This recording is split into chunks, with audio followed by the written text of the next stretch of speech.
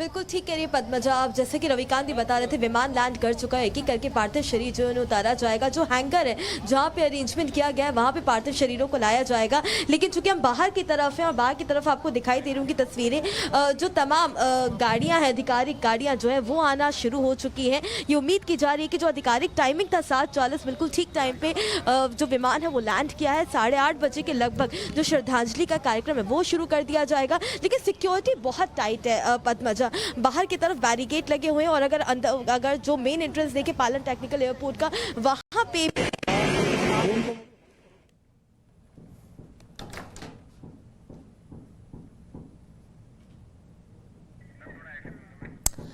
जी यही तस्वीरें हैं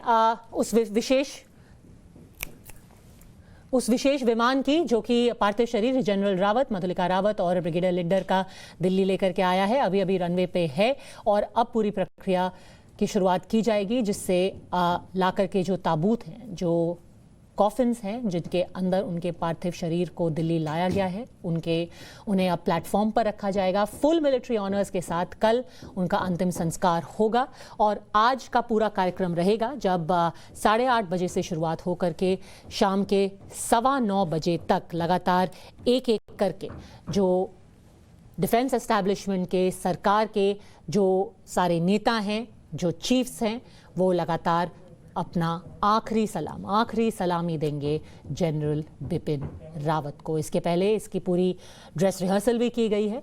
कल सुबह का कार्यक्रम शुरू होगा सुबह 11 बजे से, जब हमें पता चला है कि 11 बजे से जो सिविलियन लोग हैं, जो नेता हैं, नेतागण हैं, वो आकर के अपनी श्रद्धांजलि जनरल रावत को उनके घर पे कामराज रोड पर दे सकते हैं।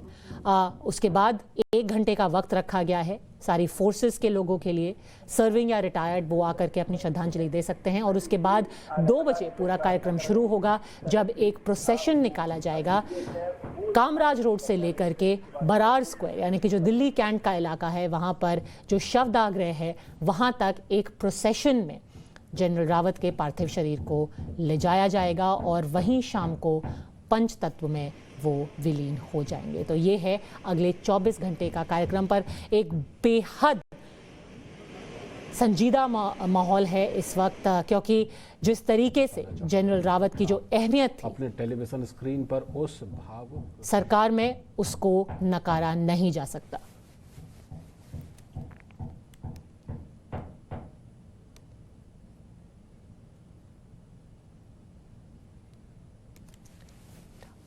वापस दिल्ली लाया गया है और जैसा कि हम जानते हैं कि अंतिम संस्कार के लिए कल का समय निर्धारित है और उसके पहले उनके पार्थिव शरीर को अंतिम दर्शन के लिए दिल्ली में रखा जाएगा।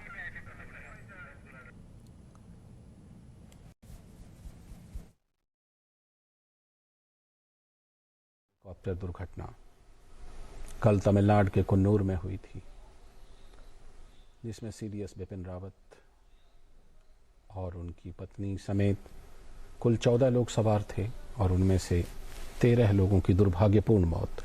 सुधीर हमारे साथ एक बार फिर से जुड़ चुके हैं। सुधीर, जिसको कभी पल हमें देखने को मिले, लेकिन उन पल को देखना पड़ रहा है।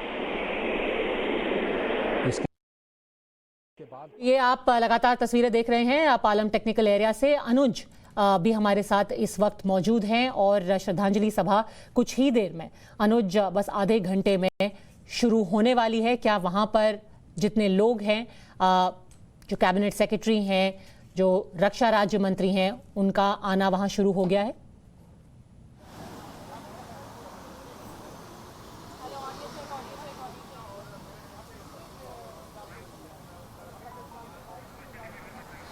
अनुज, अगर आपको आवाज आ रही है, वहां पर रक्षा राज्य मंत्री, रक्षा मंत्री, उनका वहां पर आना शुरू हो गया है, क्योंकि अभी बस आधे घंटे में ही जो श्रद्धांजलि समारोह है वो शुरू हो जाएगा।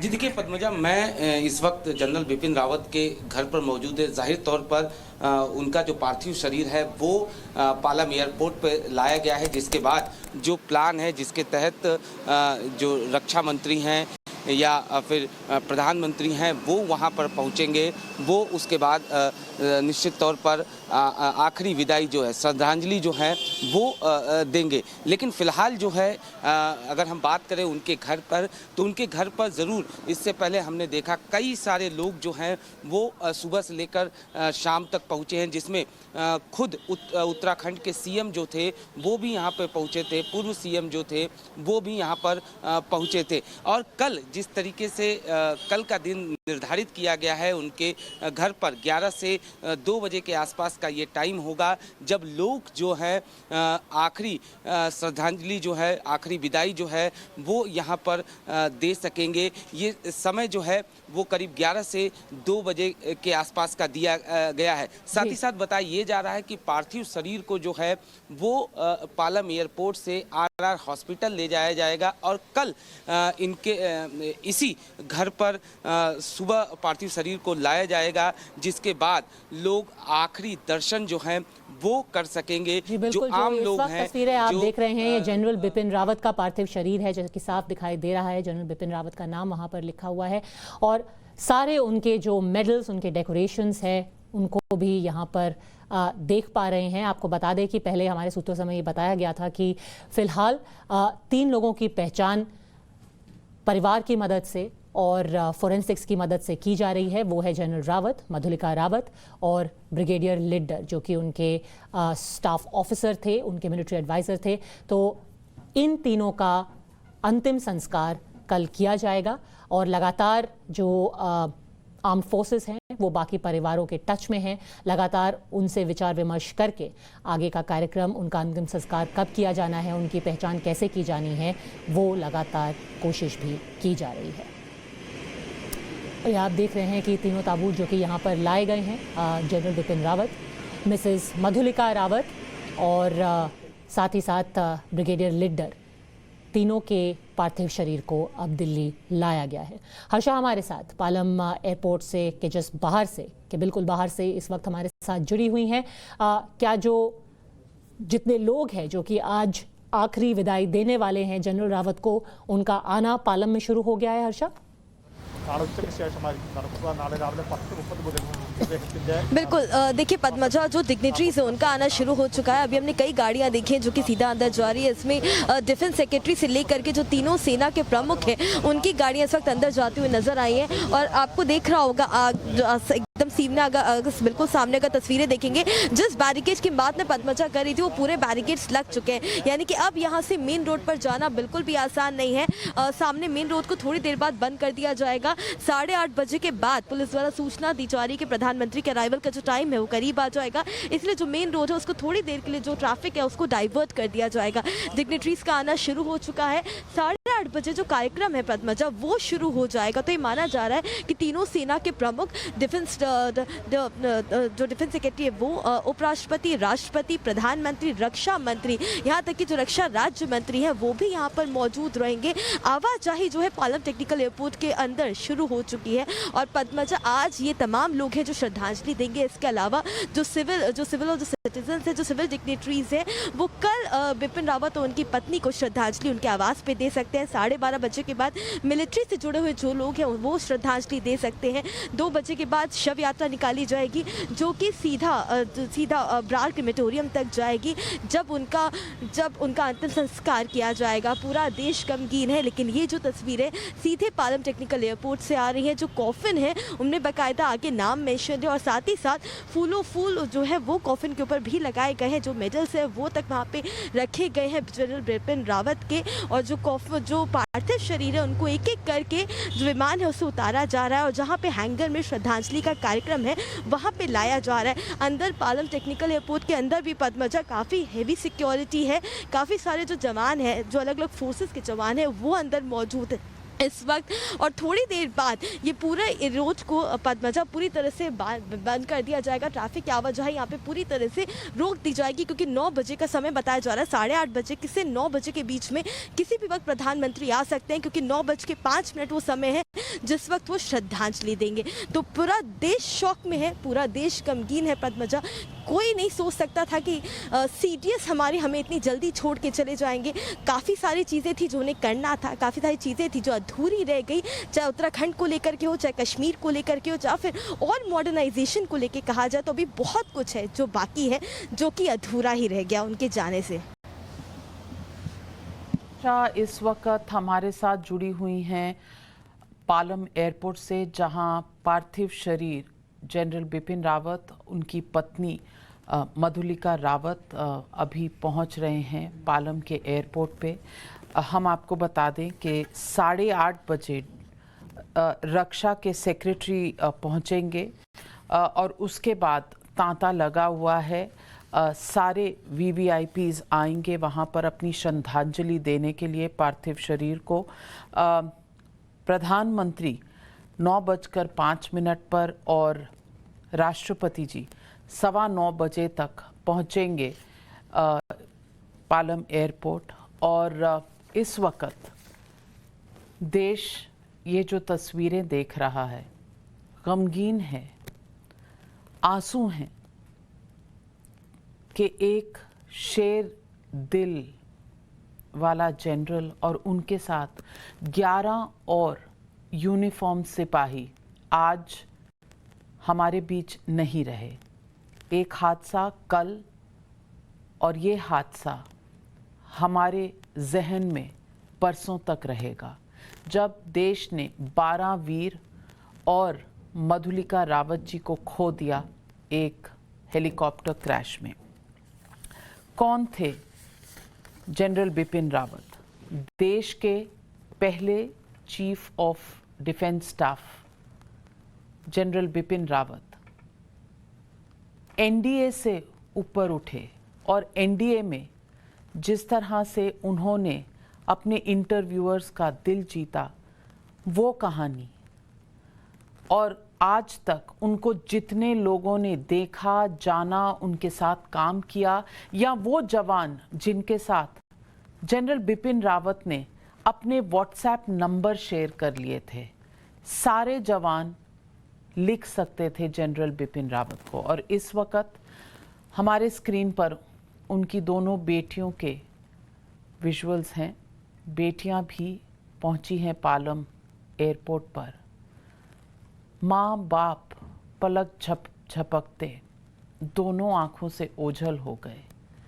इससे ज़्यादा गमगीन क्या हो सकता है किसी भी बच्चे के लिए। और आज ये इन दोनों बेटियों को देखना पड़ रहा है। आज पूरा देश उनके साथ खड़ा है, और जिस तरह पार्थिव शरीर लाए जा रहे हैं, इस वक्त देश में कोई भी ऐसी आंख नहीं होगी जो नम ना हो। हमारे साथ रविकांत जी भी जुड़ रहे हैं, पालम एयरबेस पर हैं। हर्क्यूलिस एयरक्राफ्ट में ये डेड बॉडीज़ लाई गई हैं, पार्थिव शरीर लाए गए हैं। ये हमारे जवान हैं, ये हमारे शहीद हैं, और इन शहीदों ने सिर्फ अपने परिवार नहीं, अपने देश के लिए जिस तरह से अपने प्राणों की कुर्बानी दी है। रविकांत जी, कहा जाता है कि जब एक सैनिक यूनिफॉर्म में इस दुनिया से चला जाता है तो ये सबसे बड़ी उसकी शान की बात होती है कि वो इस दुनिया से गया भारत माता की सेवा करते हुए। लेकिन आज हम और आप जब तिरंगे में लिपटी हुई ये देख रहे हैं तस्वीरें इनके पार्थिव शरीर की, तो शायद ऐसी कोई भी आंख नहीं होगी जो इस देश में नम ना हो। रविकांत जी, इसके बाद यहाँ पर कितने लोग आने वाले हैं? हर्षा हमारे साथ हैं। हर्षा, परिवारजन जनरल बिपिन रावत के पहुंच चुके हैं पालम के एयरबेस पर। वहां पर अभी थोड़ी ही देर में शायद रूट लगने वाला है। आप अगर हमें बता दें कि इस समय वहां पर क्या हो रहा है और इस वक्त क्या वहां पर जो डिफेंस फोर्सेस के चीफ्स हैं उनके पहुंचने में कितनी देरी है, क्योंकि परिवारजनों के साथ कोई है कि नहीं, शायद ये जानना बहुत ज़रूरी है इस वक्त।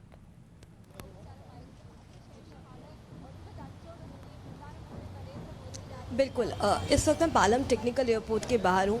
अगर मेरे पीछे की तस्वीर आप देखेंगे तो जितने भी डिग्निटरीज़ हैं उनका आना शुरू हो गया है। जिस रूट की मैम आप बात कर रही हैं वो रूट बस थोड़ी देर में लगने वाला है। ये जो बैरिकेड है सामने, जो थोड़ी देर पहले तक खुला हुआ था, उस बैरिकेड को पूरी तरह से बंद कर दिया गया है, यानी कि मीडिया पर्सन्स भी यहाँ से उस तरफ नहीं जा सकते हैं।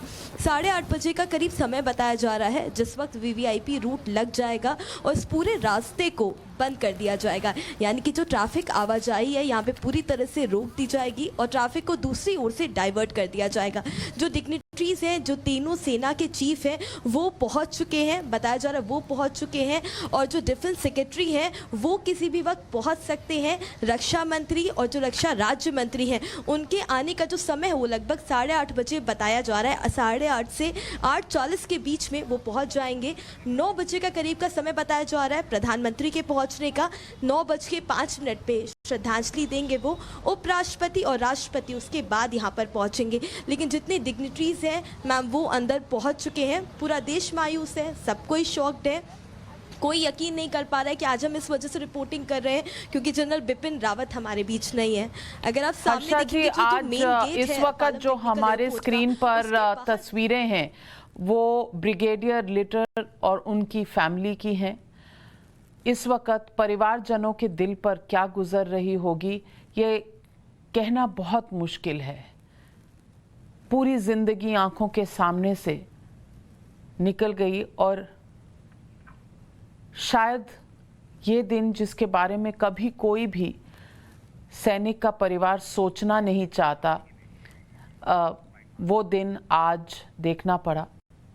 जनरल बिपिन रावत की बेटियां दोनों वहाँ खड़ी हैं। आज हमारे बीच वो 13 परमवीर सपूत नहीं हैं जिन्होंने वर्दी में देश की खातिर अपने प्राण की आखिरी आहुति दे दी। तिरंगे में लिपटे उन 13 परमवीरों का पार्थिव शरीर पालम एयरपोर्ट पर रखा हुआ है। थोड़ी देर बाद supreme commander of the forces राष्ट्रपति जी भी वहां पहुंचेंगे और प्रधानमंत्री 9:05 पर। लेकिन आज हम सब हैं दर्शक, हम यहाँ लेकिन नहीं हैं, तो हमारे बीच में ये 13 सपूत आज हमारे बीच में नहीं हैं, हमेशा के लिए शांत हो गए। और ये बेटियां जनरल बिपिन रावत की जिन्होंने एक पल में माता पिता दोनों का साया अपने ऊपर से खो दिया। वो एक क्षण जो कहा जा रहा है 12:08 पर संपर्क टूटा चॉपर का एयरबेस से और 12:15 के करीब उन 7 मिनटों में क्या हुआ किसी को नहीं पता। ब्रिगेडियर लिटर की पत्नी भावुक होती हुई, और लाजमी है उनका भावुक होना। आज उनकी आंखों से सिर्फ उनके आंसू नहीं, इस देश के आंसू भी साथ साथ बह रहे हैं। उनकी बेटी भी हैं शायद उन तस्वीरों में। और ये कह पाना बहुत मुश्किल है कि एक पत्नी किस तरह ये देख पाएगी, एक बेटी किस तरह ये देख पाएगी। लेकिन शायद जब आप किसी सैनिक की पत्नी बनती हैं तो कहीं ना कहीं दिमाग में ये खौफ, ये डर रहता है। लेकिन आज भी अगर आप देखें तो एक शोक में भी एक दृढ़ संकल्प है, शायद कहीं आंसू पोंछते हुए भी शायद ये है कि उनके पति जब शहीद हुए तो उनके शरीर पर यूनिफॉर्म थी, भारत माता की सेवा में इस दुनिया से चले गए। ये सह पाना कितना मुश्किल है किसी के लिए भी। और ये जब जनरल बिपिन रावत की बेटियां अपने माता और पिता को श्रद्धांजलि पेश कर रही हैं तो ज़रूर दिल में एक ख्याल होगा कि आखिरी बार कुछ कह भी ना सके। और पलक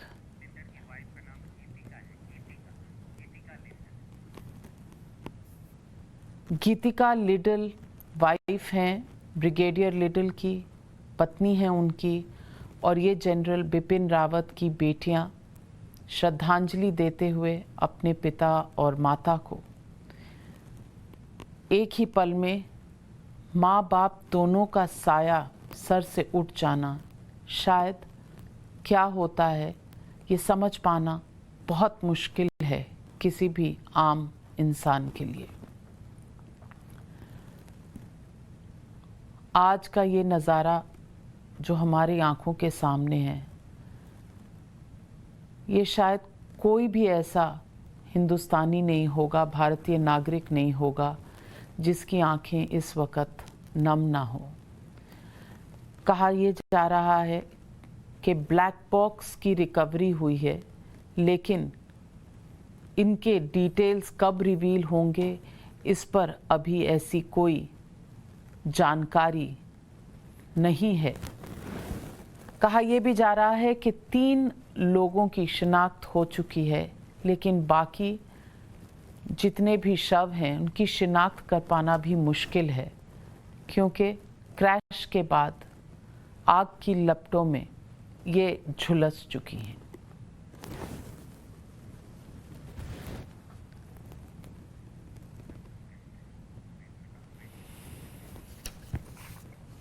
हमारे साथ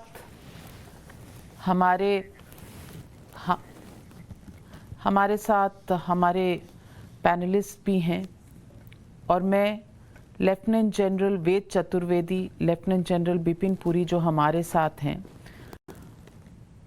बिपिन पुरी साहब, मैं आपसे पूछना चाहती हूँ, आपने बहुत लंबे अरसे तक काम किया है जनरल बिपिन रावत के साथ। आज ये दृश्य देखकर इतना ज़्यादा आपको शोक पहुंचा होगा, लेकिन उनकी बेटियां, आप कैसे याद करते हैं जनरल बिपिन रावत को?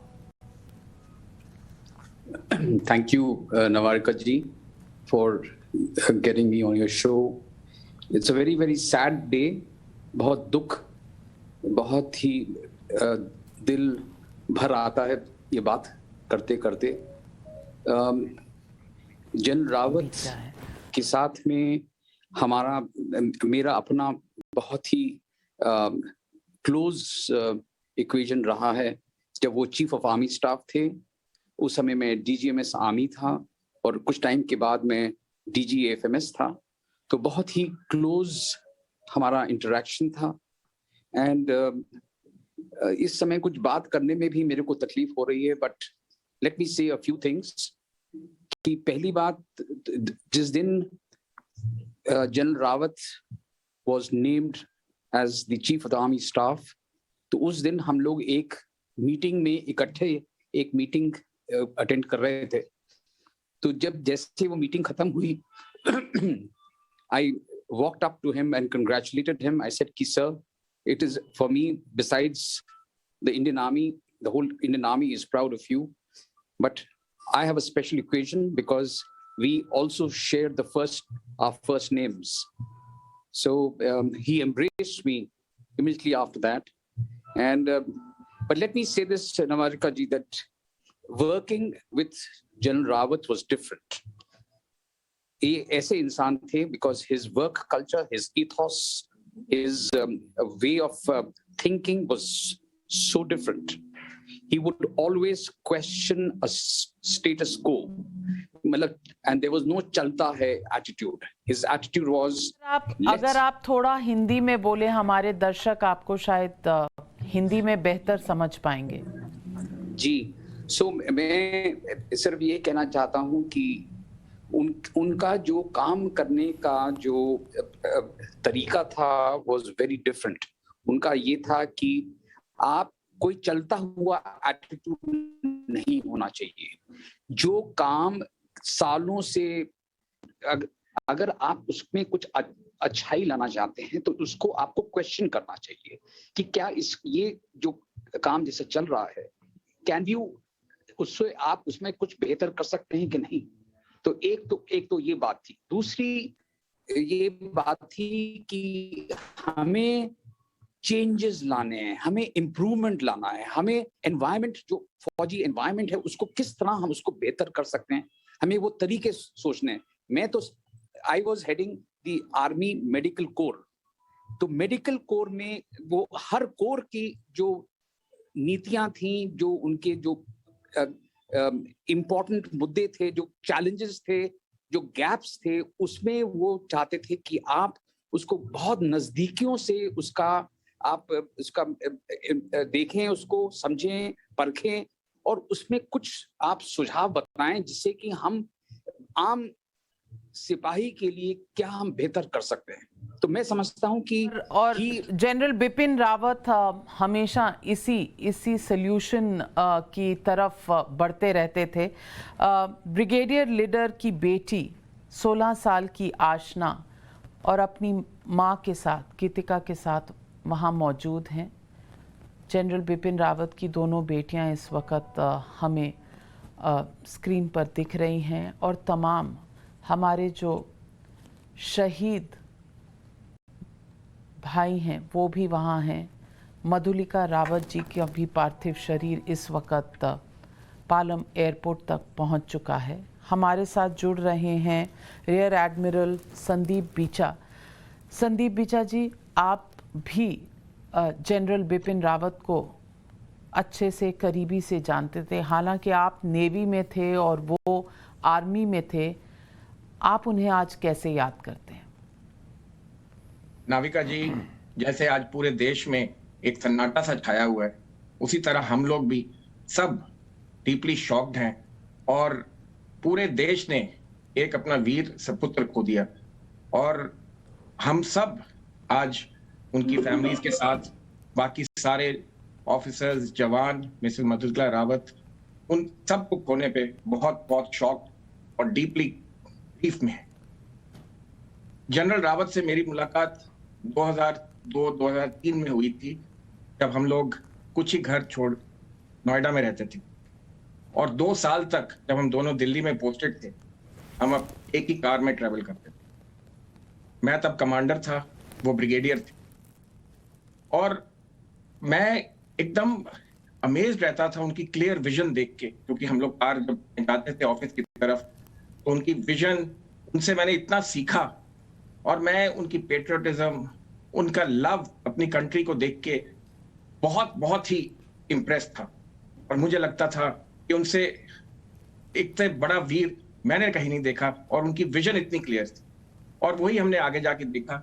वो जनरल थे जो हम कहते हैं कि एक थिंक टैंक होता है जो लोग सोचते हैं, वो जनरल साहब थे जो सोचते थे और कर दिखाते थे और इसी तरह हम उनको रिमेंबर करते हैं और एक बहुत बड़ा लॉस है जो हम शेयर करते हैं। वो एक सोल्जर्स जनरल थे, सबके वेलफेयर के लिए और मुझे तो ऐसे लगता है कि जैसे हम इतने सालों तक उनके साथ मेरी फिर बातें होती रही, हम लोग, मेरे को जब भी कोई एडवाइस लेनी होती थी मैं उनसे ले लेता था, उनके पास हमेशा वक्त होता था, टाइम होता था देने के लिए।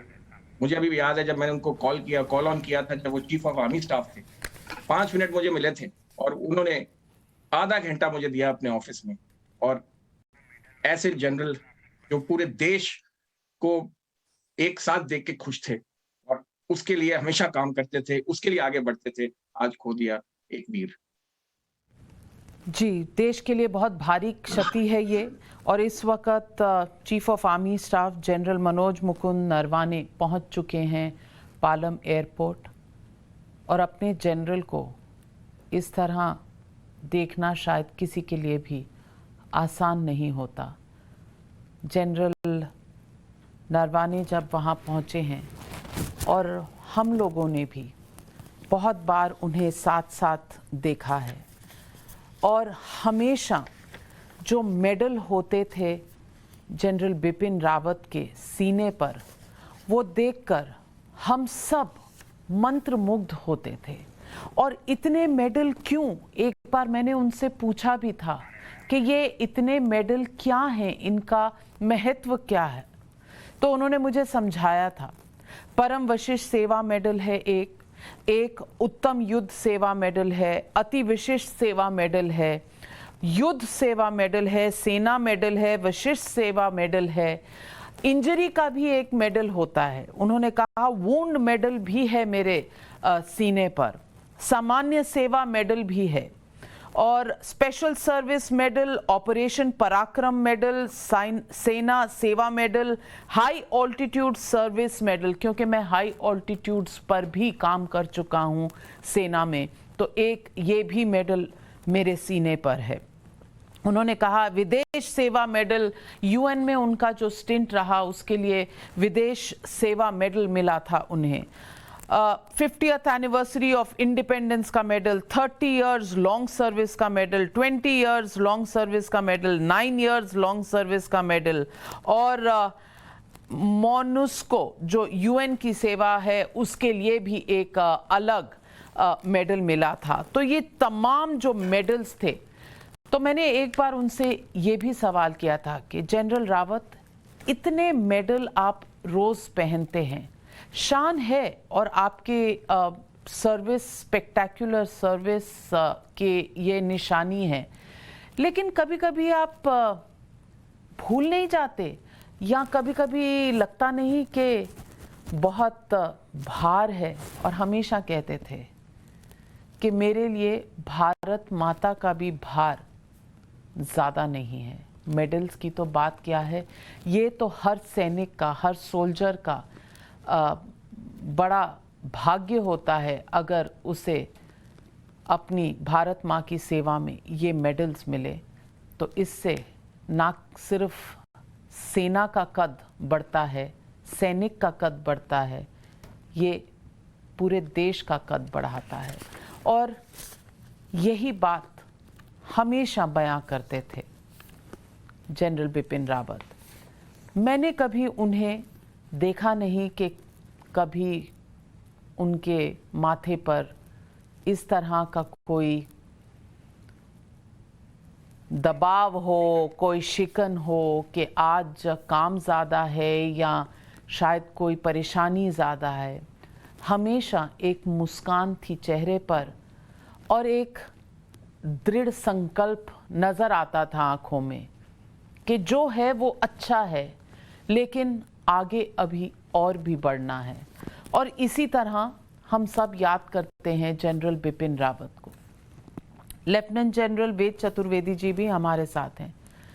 मैं आपसे पूछना चाहती हूं कि जनरल बिपिन रावत के साथ 11 और सैनिक आज तिरंगे में लिपटे लौटे हैं।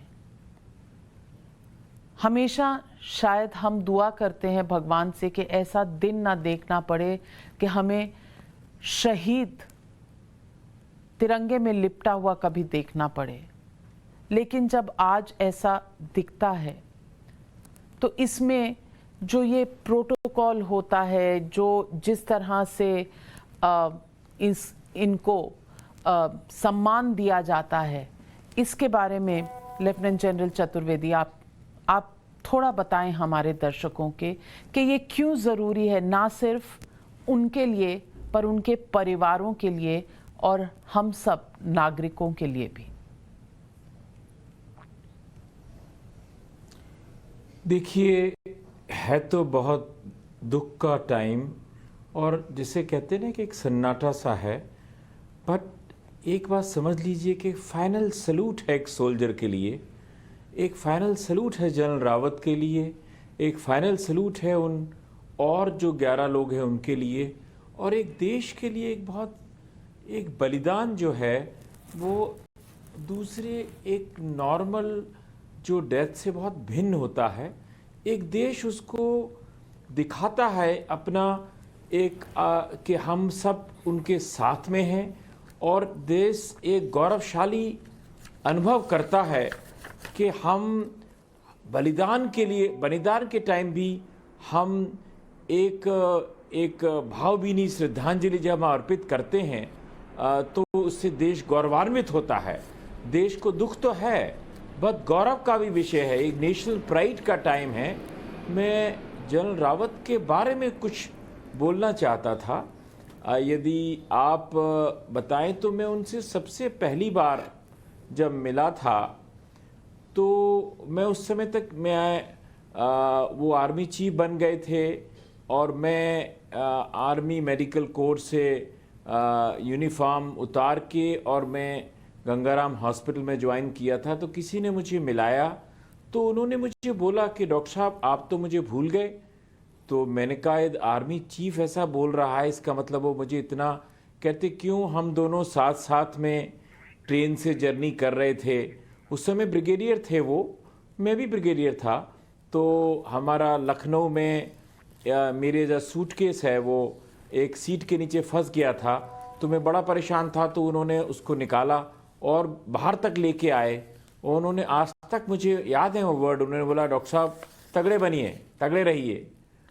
तो वो उन्होंने कहा मुझे कि डॉक्टर साहब आप तो मैं आपको उस समय से जानता हूँ और आप मुझे भूल गए। मैंने कहा नहीं सर, आप अभी आज चीफ है, भूलने की बात नहीं है। तो एक हमारा और एक वाकया था, जब मैंने एक मेल नर्स उनके यहाँ गया, वो मुझे जानता था। उसने मुझे बताया कि जब मैं जनरल रावत के घर गया तो जनरली क्या होता है कि वो एक बहुत सख्त डिसिप्लिन वाले आदमी थे। और सख्त डिसिप्लिन का मतलब ये नहीं कि वो सहज नहीं थे, बहुत ही सहज रहते थे, इतने सहज कि आपको पता ही नहीं चलेगा कि ये आर्मी चीफ हैं या सीडीएस बन गए। तो वो सबसे आराम से बात करते थे। बट जब उन्होंने उस मेल नर्स को देखा तो वो हमेशा गलत होगा तो जरूर गलत बोलेंगे। तो उन्होंने बोला कि देखो तुम्हारा वेट ज़्यादा है, पहले तुम अपना वेट ठीक करके आओ, जब आर्मी चीफ के, उस समय वो आर्मी चीफ थे, तब आर्मी चीफ के घर में आओ। तो ये सब वाकई से पता पड़ता है कि वो, जैसा पहले भी किसी ने बोला है कि वो स्पेड को स्पेड कहने में हिचकिचाते नहीं थे, वो डरते नहीं थे। मैं उनसे लास्ट टाइम जो मिला करीब 1 महीने पहले इंडिया इंटरनेशनल सेंटर में उनको बुलाया गया था। देश की सिक्योरिटी पे एक बड़ा सा लेक्चर था और उसमें हमारे बोहरा साहब भी थे इंडिया इंटरनेशनल सेंटर के, और एक बहुत महत्वपूर्ण था। तो उन्होंने मुझे देखा फ्रंट रो में, तो उन्होंने हाथ हिलाया। तो मैं सोचा कि शायद किसी और के लिए हिला रहे होंगे, बट उन्होंने 2-3 बार जब हाथ हिलाया तो मैंने भी। तब उन्होंने मुझे, जब लेक्चर ख़त्म हो गया, जनरली एक थिएटर कमांड के ऊपर उनका बड़ा जोर था और मेड इन इंडिया पे बड़ा जोर था। वो जो वेपन्स हैं हमारे, आज भी वेपन्स हमारे ज़्यादातर बाहर से आते हैं, तो उस पर उनके बड़ा जोर था। वो एक लेक्चर था जो हार्डली अभी 1 महीने पहले था, और उनका ये पहला लेक्चर था इंडिया इंटरनेशनल सेंटर में, जो कि आर्मी के लिए नहीं था। उसमें ब्यूरोक्रेट्स भी थे, उसमें आर्मी के लोग भी थे, और हम लोग सब लोग, जब मैं सुन रहा था उनको, तो मैं भाषा का जो इस्तेमाल था वो आर्मी से बहुत अलग था, किंतु जो कन्वे था, जो उन्होंने कन्वे किया कि देखिए हमें मेड इन इंडिया के ऊपर बहुत जोर दिया कि जब तक हम वो नहीं करेंगे, और थिएटर कमांड के ऊपर बहुत जोर दिया, डिसिप्लिन के ऊपर जोर दिया। हम सब जानते हैं कि वो इस पे लेके काफ़ी, और जहाँ तक उनकी सोशल चीज़ के बारे में आपको बताऊं कि वो हमेशा, कोई भी आदमी कभी जाता था, कोई अपने लड़की के, मैं अपनी डॉटर का इनविटेशन, मैरिज इनविटेशन देने गया था, तो उन्होंने कहा था कि जब भी किसी की डॉटर का मैरिज होता है तो मैं ज़रूर जाता हूँ। और मैंने उनको बहुत सी मैरिजेज में देखा, और कोई इवन जैसे मैंने कहा ना कि उनका बहुत सहज स्वभाव था, तो इवन कोई वेटर भी आके कहेगा कि सर मैं आपके साथ फोटो खिंचाना चाहता हूं, तो वो खिंचा इतनी सहजता से फोटो खिंचाएंगे, उसको कंफर्टेबल करेंगे। तो बहुत सहज स्वभाव था। At the same time he was very discipline and he could tell a spade and he could take, बिल्कुल बहुत दृढ़। इस वक्त हमारे स्क्रीन पर जो तस्वीरें आ रही हैं चतुर्वेदी साहब, मैं उनकी तरफ आपका ध्यान आकर्षित करना चाह रही हूँ। National security adviser Ajit Doval साहब पहुंच चुके हैं इस वक्त पालम एयरबेस पर, परिवारजनों से मिल रहे हैं।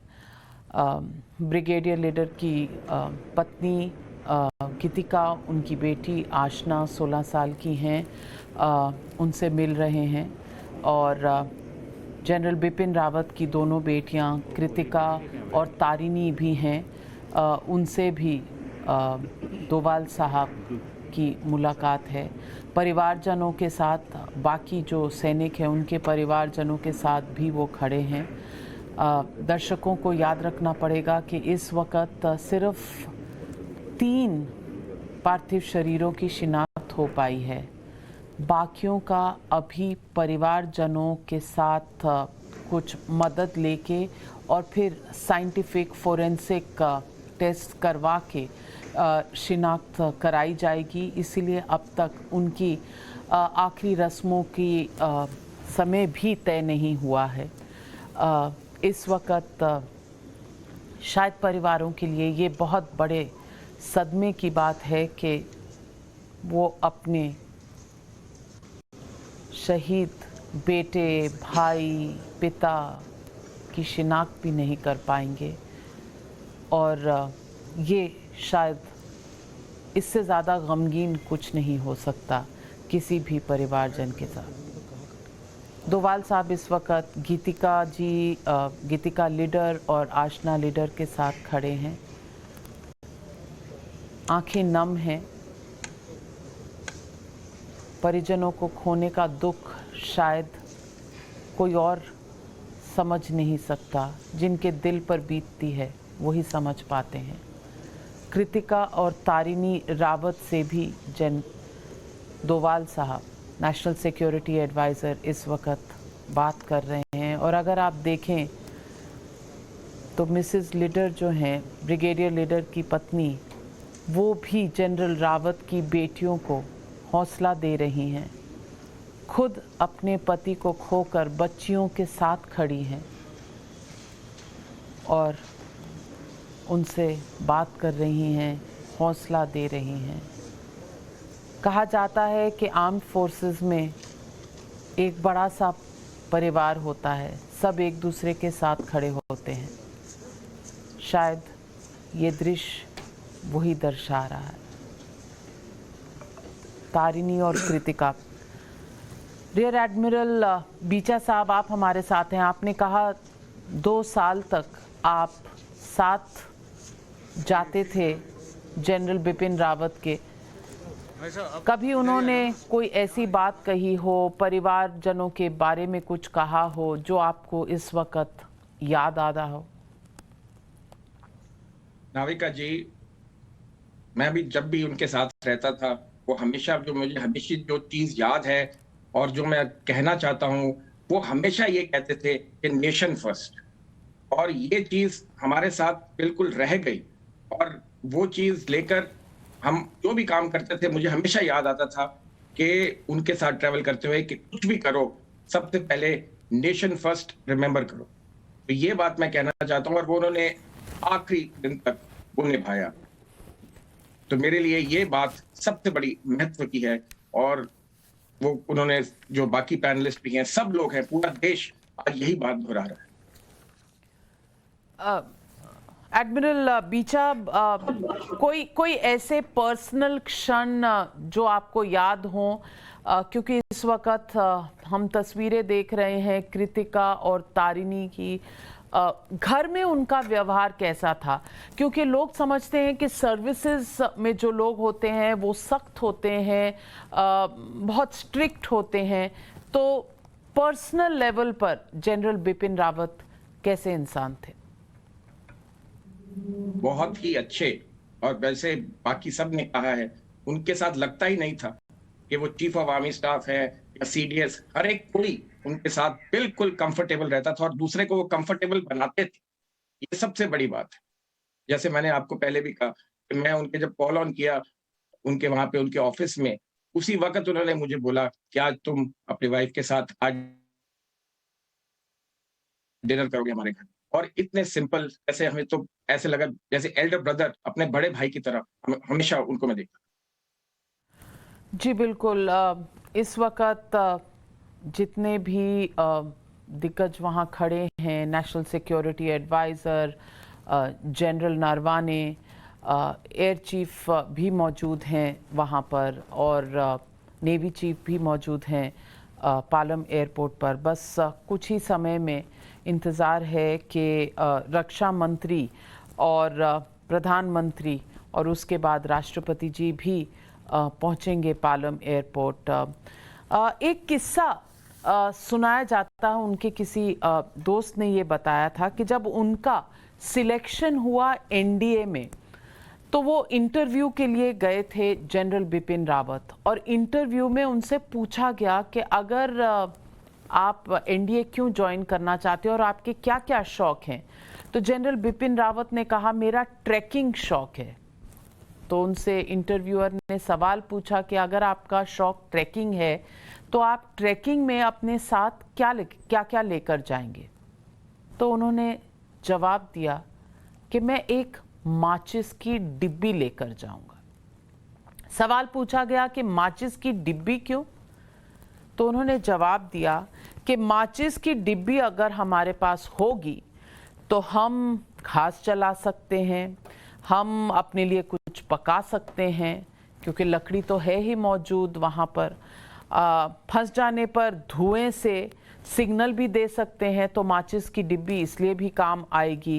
उन्होंने ये भी कहा कि मैं खुद को अगर जंगली जानवरों से बचाना चाहता हूँ तो भी आग जलाकर माचिस की डिब्बी उसके लिए काम आएगी और आग जलाकर अपने आप को बचा सकता हूँ। पूरा पैनल हैरान रह गया और आज तक ये पता तो नहीं कि क्या कारण था कि उन्हें एनडीए के इस इंटरव्यू में सफल कर दिया गया, लेकिन खुद जनरल बिपिन रावत समझते थे कि ये जवाब उनका टर्निंग पॉइंट था इस इंटरव्यू का। और हमारे साथ आज अश्विनी जी भी जुड़ रहे हैं।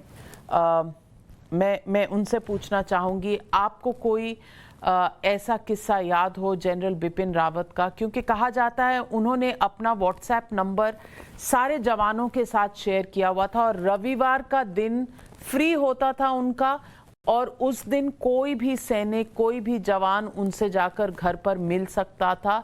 इट वॉज ओपन हाउस, ऐसा कहा जाता है। क्या ये जो कहानियाँ उनके बारे में हैं ये सही हैं? आपने कभी ये देखा? क्योंकि लोग कहते हैं कि वो व्हाट्सएप करके अपनी तकलीफ भी बता सकते थे और रविवार के दिन जनरल बिपिन रावत के घर भी जा सकते, जब वो आर्मी चीफ थे तब भी और जब वो सीडीएस बने तब भी। इतने सरल थे और इतने खुले दिल के इंसान थे। हाँ बिल्कुल बिल्कुल, इसमें कोई शक नहीं। देखो, पहली बात तो ये है कि वो मेरे कोर्समेट थे। नेशनल डिफेंस एकेडमी में जुलाई 1974 में हमने इकट्ठा ज्वाइन किया था और हम 3 साल एनडीए में रहे और उसके 1 साल बाद हमने आईएमए में आए और साथ ट्रेनिंग की। इसमें कोई शक नहीं कि वो काफ़ी अच्छा कर रहे थे एनडीए और आईएमए में वो सॉर्ड ऑफ ऑनर रहे। और उसके बाद एज अ कर्नल जो थे, नितिका क्या मेरी आवाज आ रही है?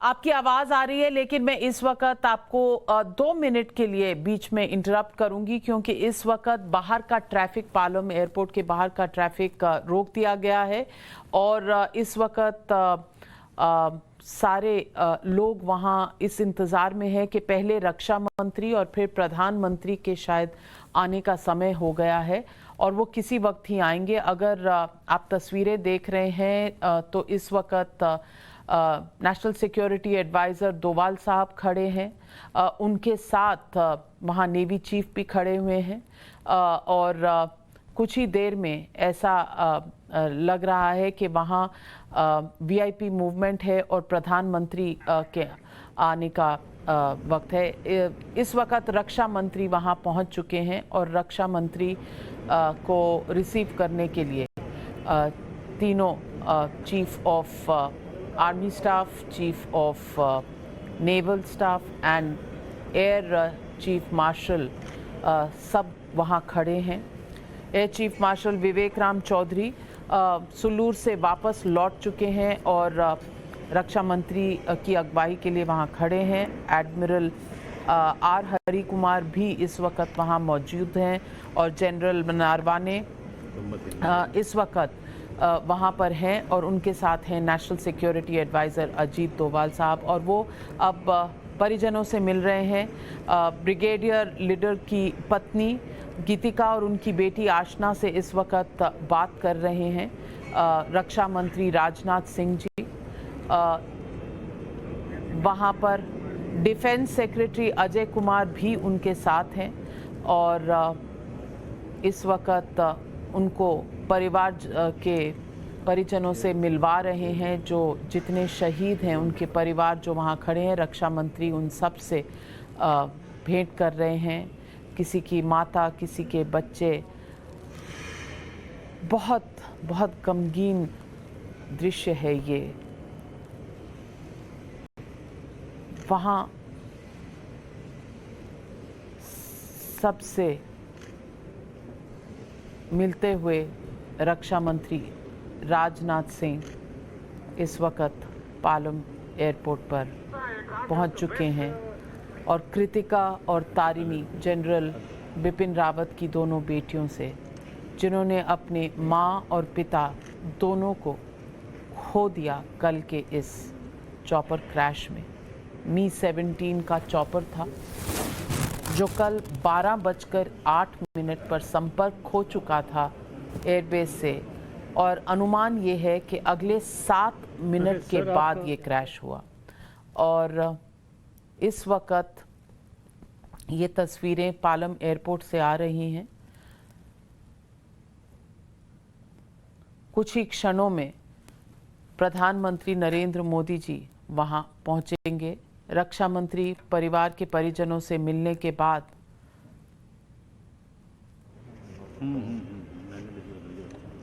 वापस जा रहे हैं प्रधानमंत्री जी की अगुवाई के लिए और प्रधानमंत्री किसी भी क्षण ऐसा बताया जा रहा है कि पहुंचने वाले हैं।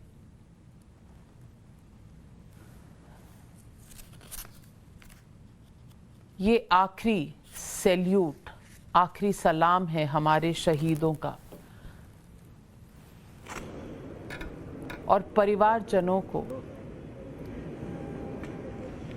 ये आखिरी सलाम जो है उसमें शहीदों को भारत माँ किस तरह से सलाम देती है, ये शायद परिवार की आखिरी यादें होंगी। जैसा कि हमें बताया गया है कि चॉपर क्रैश की साइट से ब्लैक बॉक्स तो मिला है, लेकिन अभी क्रैश का कारण अभी तक सामने किसी ने पुष्टि नहीं की है। ये कमीशन ऑफ इंक्वायरी के पास जाएगा। ये भी अनुमान लगाया जाएगा कि ये ब्लैक बॉक्स और इसकी इंफॉर्मेशन कितनी वापस मिल सकती है, कितना रिट्रीव हो सकता है, क्योंकि आपने तस्वीरें देखी होंगी किस तरह से आग की लिपटों में पूरा जो चॉपर के क्रैश के बाद का नज़ारा था, वो तस्वीरें लोकल लोगों ने जो खींची थी वो हमने आपको दिखाई हैं चैनल पर। तो कितना उसमें डेटा ब्लैक बॉक्स में होगा, इसकी तहकीकात कब तक पूरी होगी, कमीशन ऑफ इंक्वायरी क्या क्या पता लगाती है, इन सब पर एक अभी के लिए प्रश्न चिन्ह सा है। लेकिन परिवारजनों के लिए ये बहुत ही मुश्किल घड़ी है, क्योंकि सिवाय 3 शवों की शिनाख्त के बाकी शव अभी तक शिनाख्त हो नहीं पाए हैं। जिन शवों की शिनाख्त हुई है उनमें से जनरल बिपिन रावत, उनकी पत्नी मधुलिका रावत, और ब्रिगेडियर लीडर के शवों की शिनाख्त हुई है। बाकी परिजनों को शायद कोशिश करनी पड़ेगी और अभी तक जो डिफेंस फोर्सेस से हमें सूचना की पुष्टि मिली है वो ये है कि परिवारजनों के साथ साथ साइंटिफिक टेस्टिंग भी जारी है जिससे ये शिनाख्त की जाएगी। लेकिन देश ने आज 12 सपूत खो दिए हैं और उनके साथ जनरल बिपिन रावत की पत्नी मधुलिका रावत को भी। ये दिल नमन करता है उनको जिन्होंने अपना पूरा जीवन इसी उम्मीद में काटा कि वो भारत माँ की सेवा कर सकें और जब इस दुनिया से गए तो भी उनकी वर्दी उनके सीने पर थी। हमेशा इन्होंने कहा है कि भारत माँ की सेवा से ऊपर कोई सेवा नहीं है और इसमें जान भी जाए तो कुर्बान है। मैं वापस अश्विनी जी के पास जाती हूँ। मेजर जनरल अश्विनी जी, आप कह रहे थे जनरल बिपिन रावत के बारे में। जी, हमारे दर्शकों से शेयर करिए कि कैसी शख्सियत थी उनकी। वही मैं बताया आपको, पहले तो हम एनडीए में इकट्ठे थे और ट्रेनिंग की, उसके बाद कमीशन हुआ और मैं जम्मू एंड कश्मीर राइफल, वो गोरखा राइफल्स में, फिर हमने कमांड पलटन की जम्मू एंड कश्मीर में साथ ही साथ, और उसके बाद आर्मी हेडक्वार्टर में हम पोस्ट थे एमएस ब्रांच में, जो कि एक बहुत इंपॉर्टेंट ब्रांच है जो पोस्टिंग प्रमोशन देखती है अफसरों की। और जब ब्रिगेडियर बने तो हमने कमांड भी इकट्ठी की। जम्मू कश्मीर में मैं था मच्छर सेक्टर में, लाइन ऑफ कंट्रोल में, और वो थे आरआर सेक्टर में जो कि कश्मीर घाटी में, वहाँ भी काफ़ी मिलते रहे।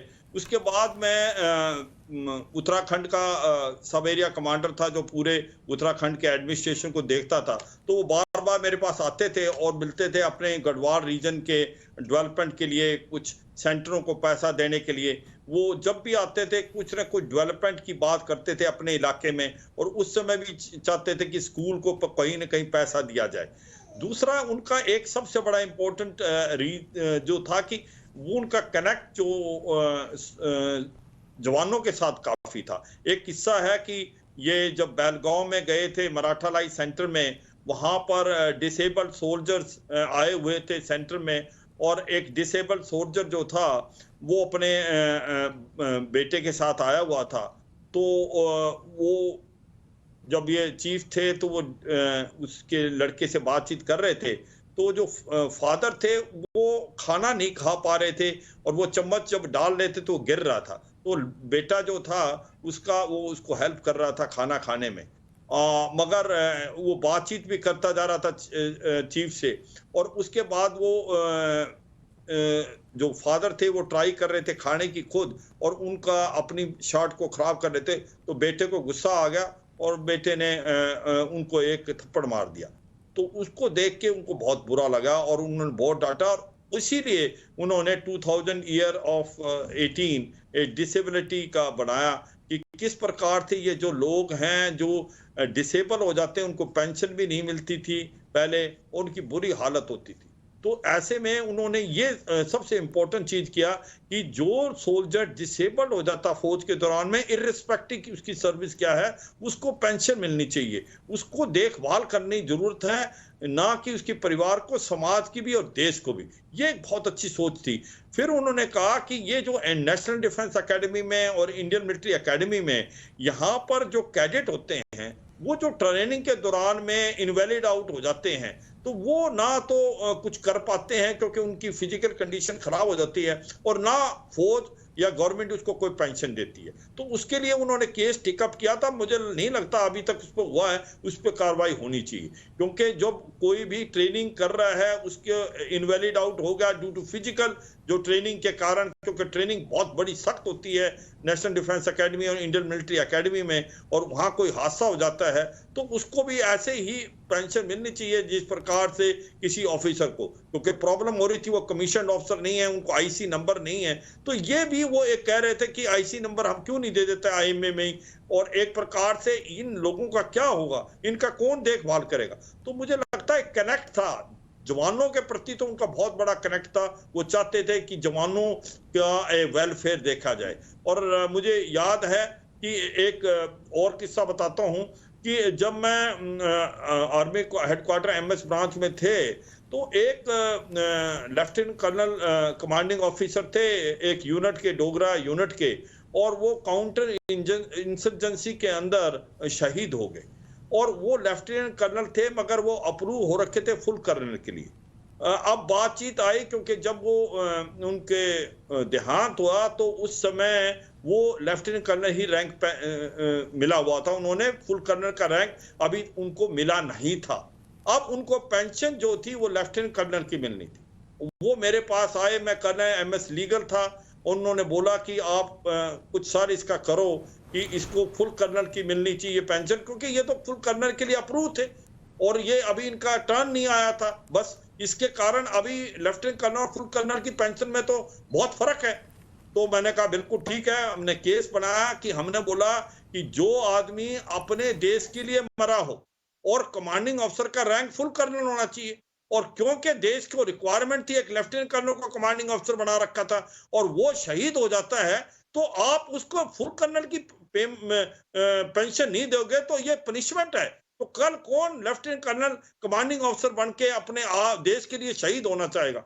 और ये बहुत अच्छी बात है, गवर्नमेंट ने वो जो बात थी वो मानी, और उस जो शहीद लेफ्टिनेंट कर्नल था उसको फुल कर्नल की पेंशन मिली, वो बहुत अच्छा लगा। और वो खुद आए थे मेरे पास चल के कि इसको किसी तरीके से करो। तो ये दो चीजें मेरे को अभी तक याद हैं कि उनके पास कितना झुकाव था और कितना वो करना चाहते थे जवानों के लिए भी और ऑफिसर के लिए भी, और यही जज्बा उनका आगे तक चलता रहा। और उन्होंने अपनी फौज के दौरान भी जैसे जैसे रैंक प्राप्त करते रहे वो जवानों से ज्यादा कनेक्ट होते रहे। और आपने ठीक बताया कि संडे को उनके घर में कोई जा सकता था, हम तो कोर्समेट थे, जैसे हमको मिलते थे वो जिस प्रकार से बातचीत करते थे वो एक काबिल तारीफ था। तो मुझे लगता है कि अगर वो और रह जाते एक साल तो भारत की जो डिफेंस फोर्सेज में मॉडर्नाइजेशन थी उसकी तरफ जो जा रहे थे हम, वो एक काबिल तारीफ था, जिसके अंदर अभी थिएटराइजेशन हो रही थी, उसमें उन्होंने बहुत काम किया है, मगर अभी भी उसके अंदर काफी काम रह रहा है। काम अभी बहुत बाकी था और उन्हें बहुत काम करना था। लेकिन कहा जाता है शेरदिल जनरल जो थे वो दिल सबका जीत लेते थे। उनकी दहाड़ से पाकिस्तान और चीन दोनों घबराते थे और ये उन्होंने साबित करके दिखाया, चाहे वो सर्जिकल स्ट्राइक हो, चाहे वो पुलवामा अटैक के बाद पाकिस्तान में घर में घुसकर एयर स्ट्राइक हो, और या गलवान में चीन को मुंह तोड़ जवाब देना हो। जनरल बिपिन रावत हमेशा निडर और अपने फोर्सेस को, अपने जवान्स के हौसले को हमेशा 7वें आसमान पे रखते थे। एक जनरल के लिए बहुत ज़रूरी है कि वो अपनी टीम को कैसे मोटिवेटेड रखे, उनका जो हौसला है और उत्साह वो 7वें आसमान पर कैसे रखे। और इस बात में जनरल बिपिन रावत का शायद मुकाबला कोई कम ही कर सकता था। एडमिरल बीचा, मॉडर्नाइजेशन का जो ताज है उनके सर पर दिया जाता है, थिएटराइजेशन का ताज उनके सर पे दिया जाता है, इंटीग्रेशन ऑफ द 3 फोर्सेस और new concept of the armed forces, इसका जो पूरा रिफॉर्म है इसमें बहुत बड़ा योगदान है उनकी विजन को, जनरल रावत की विजन को, और जिस तरह से पहले चीफ ऑफ डिफेंस सर्विसेज बनकर उन्होंने एक रोड मैप बनाया। मैं आपसे पूछना चाहती हूं कि अमूमन आर्मी, नेवी, डिफेंस तीनों सेगमेंट्स के बीच में कहीं ना कहीं थोड़ी सी कंपटीशन, थोड़ी सी प्रतिस्पर्धा रहती है। जनरल बिपिन रावत इसके बारे में क्या कहते थे और उनका विजन क्या था? लोगों ने भी कहा है वो हमारे सीडीएस थे और वो किसी सीडीएस के तौर पे किसी एक आर्म्ड फोर्सेस के नहीं थे, वो तीनों आर्म्ड फोर्सेस को साथ लेके चल रहे थे और ये विजन पूरा देश चाहता है और यही विजन हमने उनसे देखा है। जैसे मैंने आपको पहले भी कहा, जो चीज मेरे साथ हमेशा रह गई, वो बिलीव करते थे नेशन फर्स्ट। तो आर्मी, नेवी, एयरफोर्स, हमारी सब सेनाओं को साथ लेकर उनकी ये विजन और वो बढ़ रहे थे और वो ऐसे जनरल थे जो action on ground results produce करते थे। तो ये हम सब देख भी रहे थे और हम लोगों ने देखा। तो मेरे ख्याल से तो, और हम सब के ख्याल से ही मैं सोचता हूं कि वो एक नई विजन के साथ देश को आगे लेके जा रहे थे और तीनों फोर्सेस को साथ लेके जा रहे थे। ये उनकी विजन थी। जी बिल्कुल एडमिरल संदीप बीचा, विजन की बात आपने की। इस वक्त प्रधानमंत्री नरेंद्र मोदी पहुंच रहे हैं, उनका काफिला पालम एयरपोर्ट के अंदर पहुंच चुका है, श्रद्धांजलि अर्पित करने आ रहे हैं 12 शहीदों को और जनरल बिपिन रावत की पत्नी जो कल के हेलीकॉप्टर क्रैश में खुद अपने पति के साथ चली गई इस दुनिया से। रह गई उनकी 2 बेटियां कृतिका और तारिणी, और वो तमाम परिवार जिनके दिल पर इतनी बड़ी क्षति का बोझ होगा। लेकिन शायद इस बात का धैर्य भी होगा कि वर्दी में जाना शायद किसी सैनिक के लिए सबसे बड़ी बात होती है और ये सब लाइन ऑफ ड्यूटी अपनी वर्दी में गए। और जनरल बिपिन रावत जिनके सीने पर जो मेडल थे, उन्होंने इन मेडल्स की खुद शान बढ़ाई। कहा जाता है मेडल किसी सैनिक की शान बढ़ाते हैं, लेकिन जनरल बिपिन रावत एक ऐसे शख्स थे जिन्होंने मेडल्स की भी शान बढ़ाई। और ये जो मेडल्स की शान बढ़ाई, ये जनरल बिपिन रावत का योगदान था एक नई विजन लाने का इस दुनिया में, इस देश के लिए। और आज हम सब उन्हें लाखों लाखों नमन करते हैं। नव भारत से ये सलाम जनरल बिपिन रावत को ऐसे समय पर जब प्रधानमंत्री नरेंद्र मोदी बस पहुंच रहे हैं पालम एयरक्राफ्ट, उनका काफिला अंदर आ चुका है और ये काफिला अब सीधा वहाँ एयरबेस पर परिवार के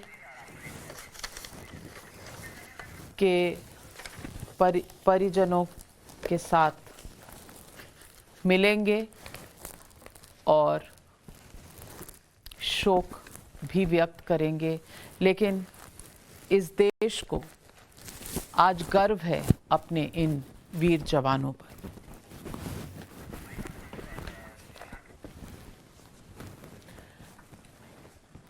आंखें आज इस देश में 130 करोड़ भारतवासियों की नम है।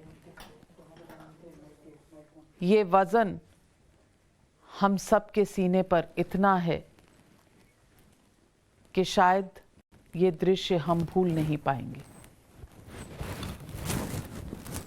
तस्वीरें आप देख रहे हैं, रक्षा मंत्री राजनाथ सिंह इस वक्त इंतजार कर रहे हैं। प्रधानमंत्री नरेंद्र मोदी किसी भी वक्त वहां पहुंचने वाले हैं और वो उन्हें लेकर अंदर जाएंगे। और ये तस्वीरें प्रधानमंत्री पहुंच चुके हैं, प्रधानमंत्री नरेंद्र मोदी के वहां पहुंचने की तस्वीर है।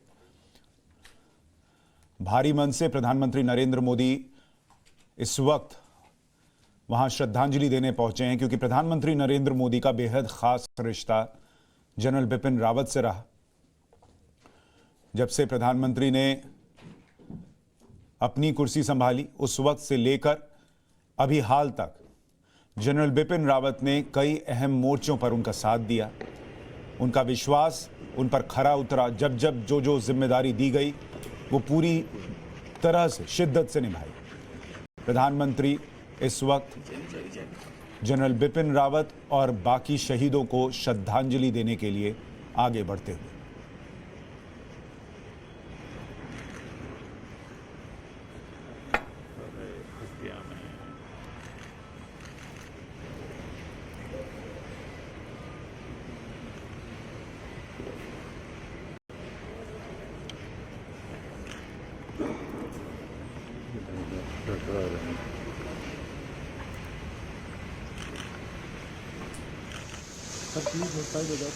जितने भी लोग शहीद हुए हैं सबकी तस्वीरें वहां पर लगी हुई हैं। प्रधानमंत्री आखिरी बार विदाई देते वक्त सभी को नमन करते हैं।